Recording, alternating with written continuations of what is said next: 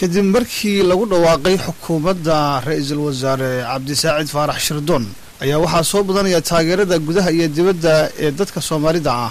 waxaan mikrofoonka la dhex qaaday qaar ka mid ah jaaliyadda Soomaalida ee Finland oo wax ka weydiiyey sida ay u arkaan magacaabista iyo xukuumadda ra'iisul wasaare Saacid. waxaana ka mid ahaa hadaladoodii. bismillaahir rahmaanir rahiim. assalaamu calaykum waraxmatullaahi wabarakaatu.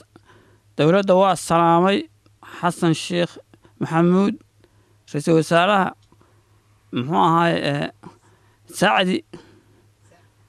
saacid waa salaamay jawaahiri gudoomiyaha waa salaamay baarlamaanka waa salaamay Soomaaliya oo waa salaamay 14 ayaan ku salaamay salaam bacdigeed dowlad dhalatay oo loo bogay ayaa tihiin waa idin hambalyeynayna Soomaaliya waa idin hambalyeynaysa waxaan rabnaa sida idinku waxaan weeyahay idinkuna inaad u shaqaysaan. السلام عليكم ورحمة الله وبركاته. السلام عليكم ورحمة الله وبركاته. وأنا حليمة عبد الجورا.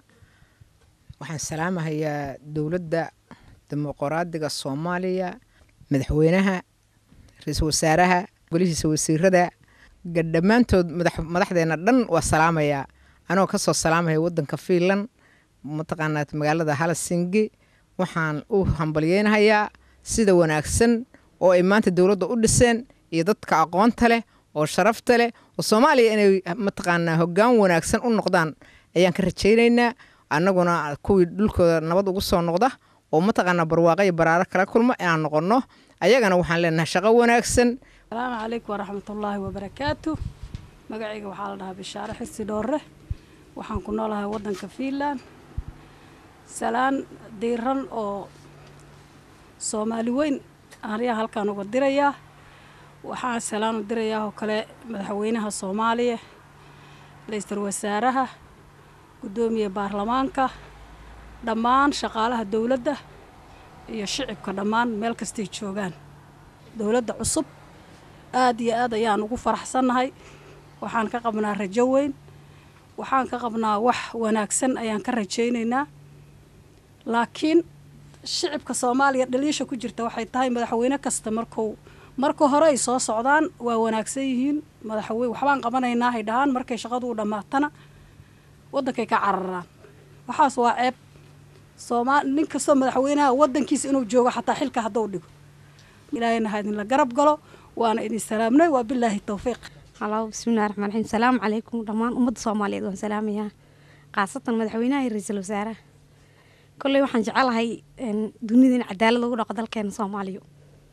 luqaafo iyo maneeno marka hore in disho calashaan hadda waxaan jecelahay in yani si dhab ah dalka iyo dadkaba in wax loogu qabto. kolley qof walbana waxaan u maleynayaa qurbaha waxa keena duruufaha. insha Allah qof walbana uu jecel yahay inuu dalkiisa iyo dadkiisa u noqdo. waxaan leeyahay xornimo baa dhalatay Soomaaliya xamdiya oo towrad baa dhalatay oo waa la wada tashaday. waxaana talinayaa niman aan talaabsanayn oo guriyo aan leeyahay Soomaalida kulligeed meel kasta ay joogaan. Assalaamu calaykum magacayga waxaa la dhahaa Salaad Faarax waxaan halkan ka salaamayaa u dirayaa hambalyo madaxweynaha Soomaaliya ra'iisul wasaaraha gudoomiyaha baarlamaanka aad baan ugu hambalyeynaya dawladda cusub oo dhalatay. ilaahay maxaan ka baryaa nabad khayr qabto inuu dalkeena nooga dhigo. wax kala u hambalyeynaya haweenka loo doortay Fawsiyo inta hambalyo ugu dirayaa maadaama ay noqotay haweenka ugu horeysay oo gashay xil qaaday. waxaan leeyahay maasha Allah ilaahay ha kuu fududeeyo xilka aad qaaday. haween badan inay xilka qabtaan waan ka rajeynayaa.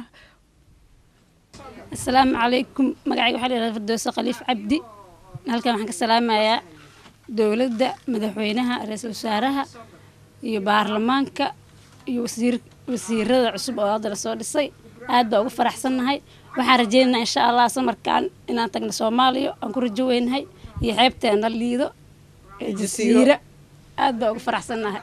marka aad fiiriso goobaha sharciyada ah ay isugu yimaadaan dadweynaha Soomaaliyeed ee reer Finland ayaa waxay hadal hayaan magacaabista xukuumadda ra'iisul wasaare Saacid. waxaana ay sheegeen inuu ahaa mid loo baahnaa haatan iyagoo ka codsaday in dalka lagu dhaqo si cadaalad ah. Maxamed Bashiir oo Maxamed telefishinka caalamiga ee Somali Channel Helsinki Finland.